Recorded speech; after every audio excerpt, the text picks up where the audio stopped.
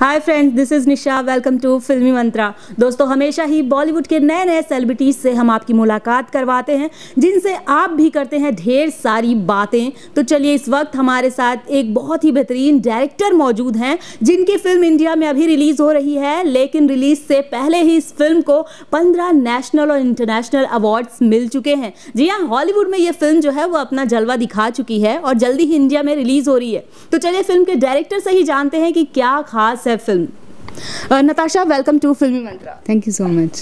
नताशा, आपकी ये फिल्म जो है, इससे रिलीज से पहले इतने अवार्ड्स मिल चुके हैं, कैसा लग रहा है? इट्स अ ग्रेट फीलिंग, बहुत अच्छा लग रहा है। I have got 15 international accolades in the film and it's awesome. Like इससे अच्छी फीलिंग और हो ही नहीं सकती। मेरी पहली फिल्म थी, डायरेक्टोरियल डेब्यू था, शॉर्ट फिल्म है। It's great.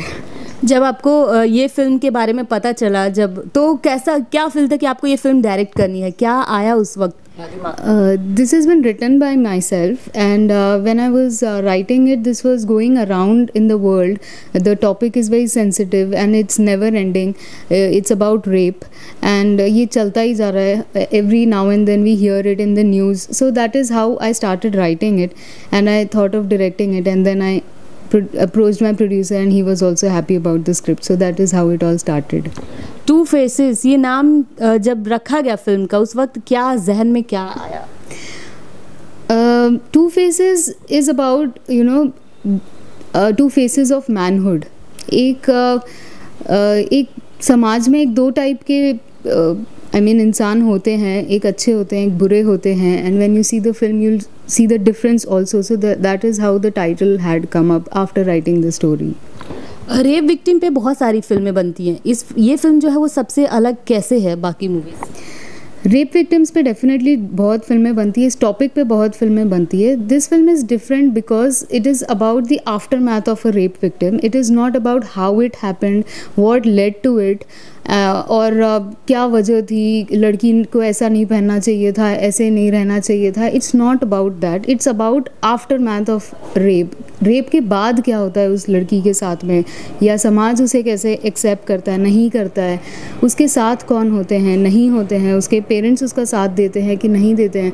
It's all about that. So it's about it's after math. That's the difference about this film.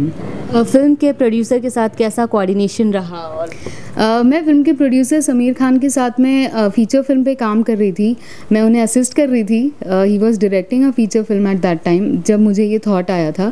And while that shooting in Mauritius, I had this thought and I shared with him that I want to direct a film and I have written a film. So he heard the story, he liked it, and helped me through the screenplay also, and that's how it all started, and we came to India and shot it.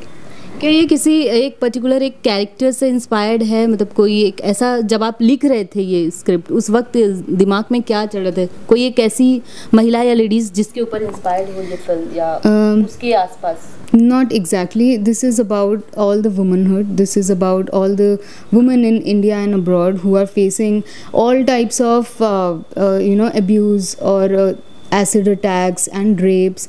ये जिस भी तरीके के वो लोग शिकार होते हैं, ये उन सब के ऊपर है. It is not particularly for any one person और anything. It's about everybody who are facing in daily life also. Eve teasing हो गया, हम भी बाहर जाते हैं, किसी ने कुछ कमेंट कर दिया, कुछ हो गया. So we have to be aware of all these things. So it's about everyone. So ये फिल्म आपको क्या लगता है कि जब ये रिलीज़ होगी उसके बाद कुछ इसका असर पड़ेगा, या इसके पीछे जो मैसेज है बेसिकली, क्या वो मैसेज लोगों तक पहुंचेगा? डेफिनेटली. मैंने इसी आशा के साथ बनाई है ये फिल्म कि उसका मैसेज पहुंचे लोगों तक, उन्हें डिफरेंस पता चले कि क्या लाइफ हो जाती है एक रेप विक्टिम की. वो एक सेकंड का, एक रेपिस्ट का जो भी उनके दिमाग में चल रहा होता है, वो एक मोमेंट्री होता है, but then after that what happens to her, वो कोई सोचता नहीं है. I want people to think about rape victim. उनकी लाइफ के ऊपर वो लोग सोचें. संस्थाएं भी हैं जो उनको हेल्प करती है. I want people to support them and do something about this thing and eradicate कर दें तो nothing like it, but it's a small step from my side to the society. If something can happen, really it will be nice. जैसे film में जो कलाकार जो लिए गए हैं वो भी मतलब फ्रेशर ही हैं, और एज जब बताई गई तो उनके साथ किस तरीके की कोऑर्डिनेशन था, कैसा रहा उनके साथ काम करना? बहुत अच्छा रहा. I am really proud of my actors. They did really good, the girl and the boy both. The girl, we did workshops with them. When we narrated them, they also liked it. They loved the idea, and they had this opportunity plus एक challenge था उन लोगों के लिए भी ये निभाना, इस चीज़ को, ऐसे sensitive subject को आगे ले जाना. So it was good for them also to perform such kind of subjects and to be associated with such kind of subjects. So it was very nice and very healthy atmosphere to work with. It was overall very nice experience.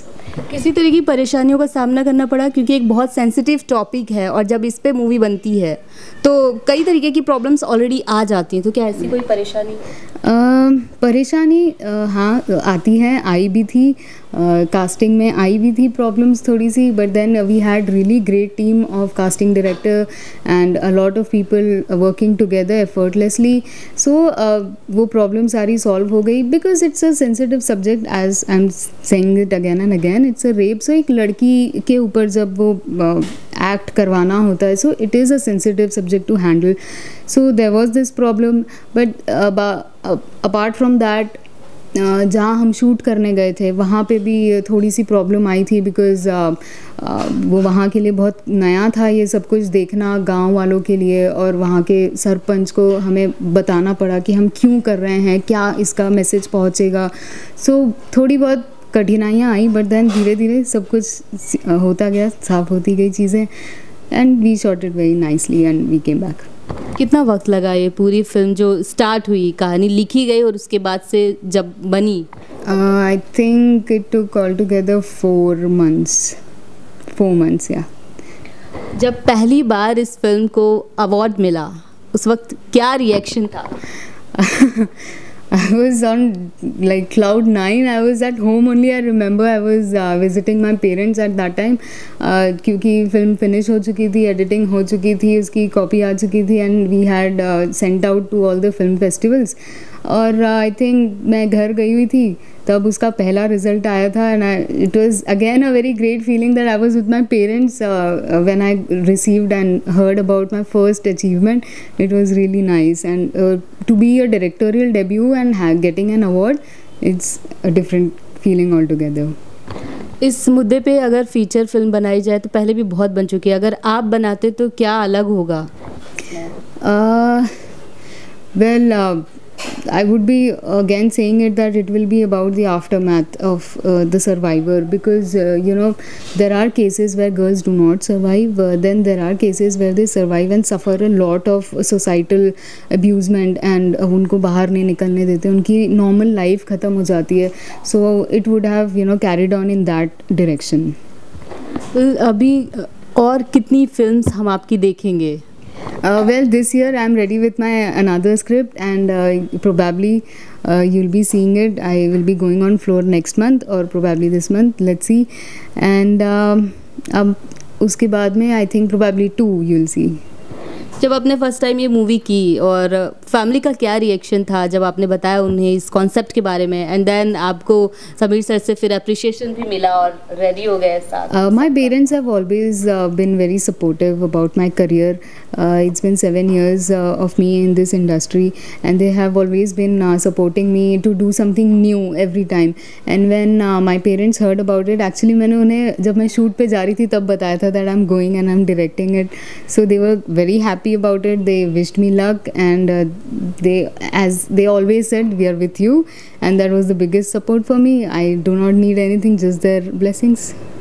बहुत सारी short films बनती हैं और competition बहुत ज़्यादा tough होने वाला है, तो क्या लगता है ये फिल्म जो है दर्शकों के दिलों पे उतर पाएगी जिस हिसाब से आपने बनाया है?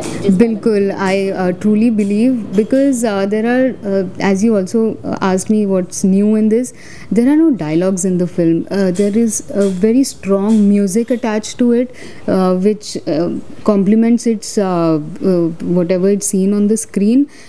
Which is very different for new audience. You don't have to sit and connect, you just have to flow with the story. That is how I think people will be able to connect with my film.